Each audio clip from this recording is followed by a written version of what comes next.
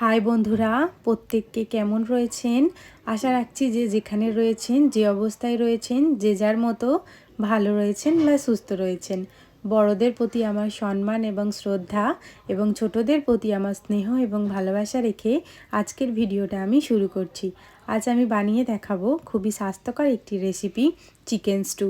রোজকারের খাবার খেতে খেতে যখন মুখে স্বাদ হারিয়ে যায়, তখন মুখে স্বাদ ফেরানোর জন্য এই চিকেন স্টুই যথেষ্ট। তাহলে স্টেপ বাই স্টেপ কীভাবে চিকেন স্টু বানাতে হয় সেটাই আজ আমি আপনাদের সাথে শেয়ার করব। লাস্ট পর্যন্ত আমার ভিডিওটা দেখেন, আশা করছি আপনারা খুবই উপকৃত হবেন। তো স্টু বানানোর জন্য আমি নিয়েছি 200 গ্রাম মতো চিকেন আর হাতের কাছে থাকা কিছু ভেজিটেবলস। আপনারা কিন্তু যে যার পছন্দ মতো ভেজিটেবলস নিয়ে নিতে পারেন, তাতে কোনো অসুবিধা নেই। এবার আমি দেখিয়ে দেব কিভাবে স্টুর সবজিগুলোকে একে একে কেটে নেবেন। আমি এখানে নিয়ে নিয়েছি একটা পেঁপেটা খুব বড়ও না আবার খুব ছোটও না, মাঝারি সাইজের। পেঁপেটাকে খোসাগুলো ভালো করে ছাড়িয়ে নিয়ে মাঝখান থেকে ভাগ করে নেব। তারপরে লম্বালম্বিভাবে কেটে মাঝখান থেকে দুভাগে ভাগ করে নেব। এই একই পদ্ধতিতে আমি পুরো পেঁপেটাকে কেটে নেব। যেহেতু এটা একটি খুবই স্বাস্থ্যকর রেসিপি, 8 থেকে 80 সকলকেই কিন্তু এই রেসিপি দেওয়া যায়। তারপর নিয়ে নিয়েছি এক মুঠো বিনসের পিছন আর সামনের অংশ ফেলে দিয়ে বিনসটাকে দুভাগে ভাগ করে নেব। তারপরে নিয়ে নিয়েছি ক্যাপসিকামটাকে আমি একদম চৌকো চৌকো আকারে কেটে নেব। স্টুর সবজি কিন্তু একটু বড় বড়ই কাটতে হয়। সবজি যত বড় বড় থাকবে স্টুর মানান তত। এই যে টমেটোটাকে 4 ভাগে ভাগ করে নিলাম এবং বোটার অংশগুলোকে আমি কেটে ফেলে দিলাম। এই গাজরের ছালগুলোকে ছাড়িয়ে নিয়ে আমি গাজরগুলোকে দুভাগে ভাগ করে লম্বালম্বিভাবে কেটে নিয়েছি। আপনারা চাইলে কিন্তু শুধু দুভাগই রাখতে পারেন বা গোল গোল করে কাটতে পারেন। স্টুতে দেওয়ার জন্য নিয়েছি দুটো পেঁয়াজগুলো আমি মাঝখান থেকে ভাগ করে টুকরো টুকরো করে কেটে নেব। খুব কুচি কুচি কিন্তু করব না।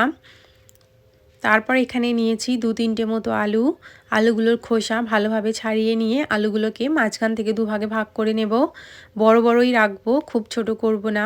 সবজি কাটা রেডি। সবজিগুলোকে ধুয়ে আমি চলে এসেছি রান্নাঘরে। কড়াইতে দিয়ে দেব সামান্য সাদা তেল এবং এর মধ্যে অ্যাড করব গোটা গরম মশলা আর তেজপাতা। এই গরম মশলাগুলো স্টুর মধ্যে একটা স্ট্রং ফ্লেভার আনবে। তারপরে দিয়ে দিচ্ছি কুচিয়ে রাখা পেঁয়াজগুলো এবং অ্যাড করব দুটো বড় বড় কাঁচা লঙ্কা। পেঁয়াজ কাঁচা লঙ্কা হালকা ফ্রাই করে নিয়ে এর মধ্যে দিয়ে দেব চিকেনটা এবং চিকেনটা হালকা একটু নাড়িয়ে নেব পেঁয়াজের সঙ্গে। এরপরে চিকেনের মধ্যে দিয়ে দেব স্বাদ মতো লবণটা চিকেনের সাথে ভালোভাবে মিশিয়ে নেব। এরপরে এই চিকেনটাকে একটু সরিয়ে সামান্য জায়গা ফাঁকা করে দিয়ে দেব সামান্য সাদা তেল। আপনারা চাইলে এখানে বাটার বা ঘিও ইউজ করতে পারেন। তারপর তেলের মধ্যে দিয়ে দেব আদা কুচি এবং রসুন কুচি। আদা রসুন কুচিটাকে হালকা ফ্রাই করে চিকেনের সাথে মিশিয়ে এর মধ্যে এবার অ্যাড করব টমেটোর কুচি। টমেটোগুলোকে কিন্তু আমি খুব কুচি করিনি এবং টমেটোর সাথে চিকেনটা হালকা নাড়িয়ে নিয়ে এর মধ্যে দিয়ে দেব আগে থেকে কেটে রাখা সমস্ত সবজি। এইভাবে আমি প্রত্যেকটা সবজি এবার চিকেনের সাথে ভালোভাবে মিশিয়ে একটা ঢাকনা দিয়ে দেব সবজিটাকে সামান্য ভাপানোর জন্য। কারণ সবজির নিজস্ব একটা কাঁচা গন্ধ থাকে, সামান্য ভাপিয়ে নিলে সেই গন্ধটা আর লাগে না। সবজি ভাপানো রেডি। সবজি থেকে সামান্য একটু জল বেরিয়ে গেছে। এরপরে এর মধ্যে দিয়ে দেব কিছু মশলা, যেমন জিরের গুঁড়ো এবং সামান্য গোলমরিচের গুঁড়ো। সমস্ত মশলা ভালোভাবে সবজি এবং চিকেনের সাথে মিশিয়ে নেব এবং সবজি বা চিকেন থেকে যে সামান্য জলটা বেরিয়েছে সেই জলটা একটু শুকিয়ে নেব। এরপর আগে থেকে গরম করে রাখা জল এই সবজির মধ্যে দিয়ে দেব। আপনারা কিন্তু পরিমাণ বুঝে জল দেবেন। যে যেমন স্যুপ রাখতে চাইবেন সে কিন্তু সেই রকম পরিমাণ বুঝে জলটা দেবেন। এরপরে আমি একটা ঢাকনা দিয়ে দেব সবজিগুলোকে ভালোভাবে সিদ্ধ হওয়ার জন্য।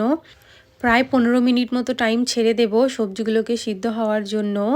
এবারে খুন্তির সাহায্যে ভালোভাবে নাড়িয়ে চাড়িয়ে সবজিগুলো দেখে নেব ভালোভাবে সিদ্ধ হয়েছে কিনা। প্রত্যেকটা সবজি কিন্তু আমার সুন্দরভাবে বয়েল হয়ে গেছে।